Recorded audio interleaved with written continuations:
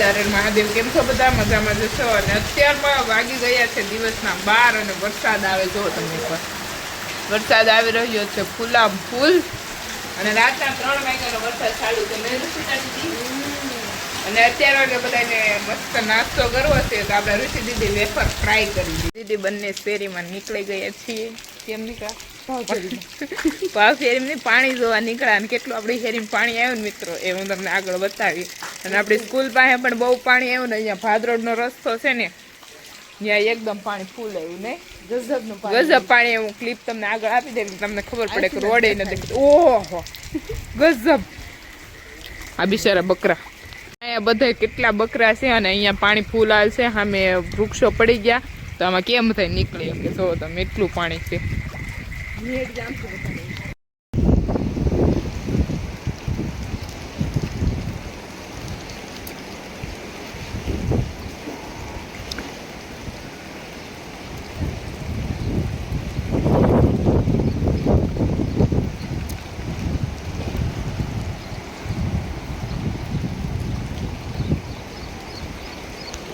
ગામનું bus station છે ત્યાં તો ફૂલામ ફૂલ પાણી છે, ક્યાંય હાલે એમ નથી. અને અહીંયાથી આગળ નીકળાય એમ નથી. અને જો શું કરશે બધા. અને આપણા એટલા નસીબ હારા નકર આપણું મકાન નીચું છે, પાણી ગળવાનું ફૂલ શક્યતા રે. આપણા ગામમાં કેટલા મકાનમાં પાણી ગળી ગયું રહ્યું છે. આમ જો કેટલું પાણી આમ. અને આ બકરા ઉપર દયા આવે બિચારા ઉપર. ગાડી જો બંને જઈએ છીએ અત્યારે, પણ આપણે જવું તો છે જ તે. કેમ કે આપણા માસીના ઘરે જવું પડશે, કેમ કે એના ઘરે પાણી આવી ગયું તો કાંઈ નહીં. અને બસ મારું શું જાય, અમને જ્યારની ખબર પડી ને કે એ લોકોને ઘર પાણી આવી ગયું ત્યારનું એમ થાય કે હાલો જઈ આવી. આપણે આપણી સ્કૂલ પાસે આવી ગયા છીએ અને કાંઈ સમથળ એકદમ રસ્તો થઈ ગયો. અને પાણી જો આવેલા નહીં. અને જવું છે આપણા માસીના ઘરે, પણ હવે અહીંયાથી કેમ થાય ને એમ તમને કહે. અને ઋષિ જો આગળ. અને આપણે જવાનું છે અત્યારે ઘનશ્યામભાઈ ની ઘરે. અંજો ઘનશ્યામભાઈ મુરવે છે ઉભા, એને ઘરે પાણી ગળી ગયું હતું મિત્રો. થઈ ગયું છે. અને અત્યારમાં આપણે આવી ગયા ટેરેસ ગાર્ડનમાં. ટેરેસ ગાર્ડનમાં એટલી જ તે પાણી ગળી ગયું તો બધા કુંડામાં. આમ જો હું તમને બતાવું, બધા કુંડામાં એટલું પાણી ગળી ગયું. એટલે જે આપણે ટેરેસ ગાર્ડનમાં એવું છે અત્યારે. અને વરસાદની તો વાત જ કરો, અમુક લોકોને બિચારા મકાનમાં પાણી ગળી ગયેલું છે. અને એટલા આપણે શું કે એટલા ફૂલ છોડ અહીંયા બહાર હતા અને બીજા બધા અંદર છે.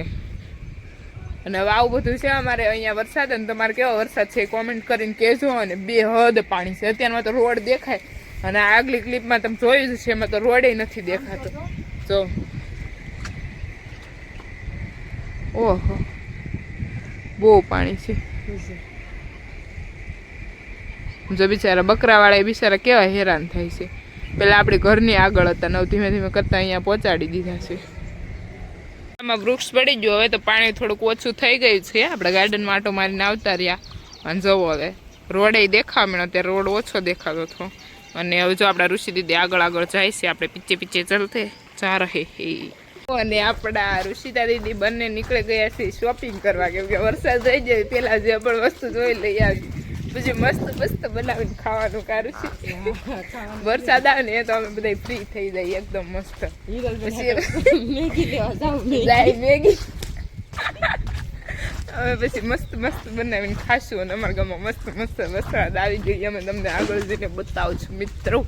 કન્ટિન્યુ આપણે આ બ્લોગમાં રહેજો. ચાલુ છો તો બસ સ્ટેશન પાસે બહુ જ પાણી છે. અને ચાલો તો હું તમને આગળ બ્લોગમાં બતાવીશ કેવું પાણી છે.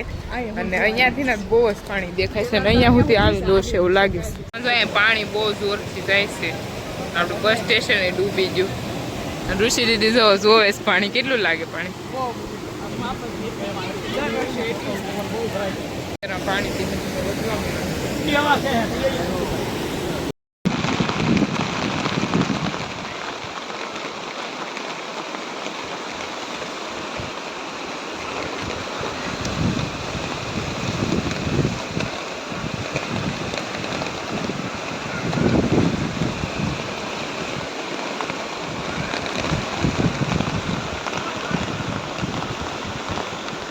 આપણે વાડીએ પહોંચી ગયા છીએ. અને તમને ખ્યાલ જ છે કે આપણે બહુ વરસાદ આવી ગયો. અને નેક્સ્ટ ડે આપણે પાસે સોંપવાના છે. આપણા પાર્ટનર ભાઈ લોકો આવી ગયા ને આપણે થોડી હેલ્પ કરાવી દઈએ, લાગી જાય કામે. અને વરસાદ તો બહુ જ છે.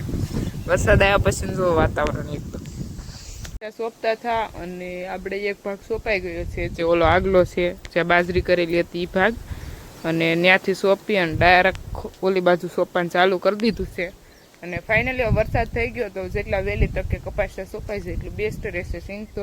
સિંગ વવાઈ ગઈ છે અને આપણે કટકીમાં કરવાની છે ડુંગળી. ડુંગળીને તો હજી વાર છે. અને મમ્મી ને પપ્પા જો ઘરેથી અત્યારમાં આવે છે અને ગાયોને મિલ્કિંગનો સમય થઈ ગયો છે. 3 ગાયનું મિલ્કિંગ થઈ ગયું ને 3 મમ્મીઓ મિલ્કિંગ કરવાના છે. અને મમ્મી અને પપ્પા ફાઇનલી અત્યારમાં આવી ગયા છે. અને અત્યારમાં જો આ ભાગમાં કપાસિયા સોંપવાનું કામ ચાલુ થઈ ગયું છે. અને સિંગ જો મોટો પણ સિંગ બહુ મસ્ત છે. જો કપાસિયા સોંપવાનું કામ ચાલુ છે. અને જે આપણે બાજરીવાળો ભાગ હતો ને તો આપણે કપાસિયામાં સોંપી દીધો છે. અને જો અત્યારમાં મમ્મી અને પપ્પા બંને આવી ગયા છે વાડીએ. અને અત્યારે 3 ગાયનું મિલ્કિંગ થઈ ગયું હતું, 1 ગાયનું મિલ્કિંગ બાકી હતું. તો અત્યારમાં એ કામ ચાલુ કરી દીધું છે. અને જો આવો કંઈક નજારો છે અત્યારનો. અને વેધર જો તમે ઓસમ.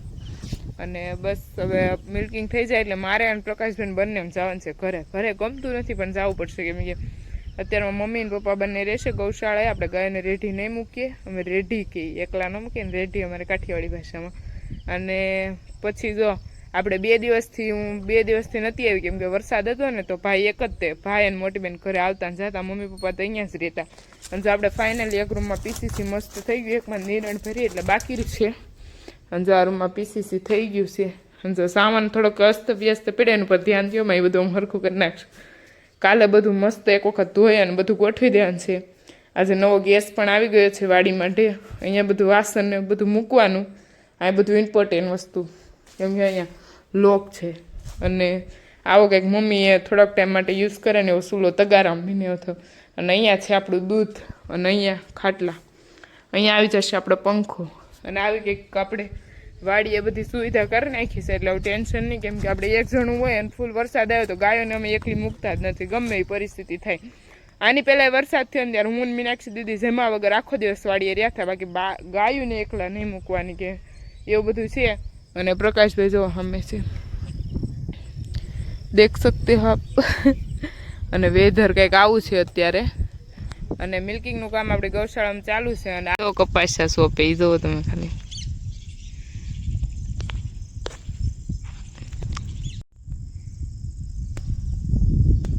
પ્રકાશભાઈ જો કે આવી રીતના કપાસિયા સોંપે છે. અડધી વેળા હાથે સોંપીને હવે જોવે હાઠી નહીં પ્રકાશભાઈ કઈ બોલ છે ને મૂંગી વરત છે.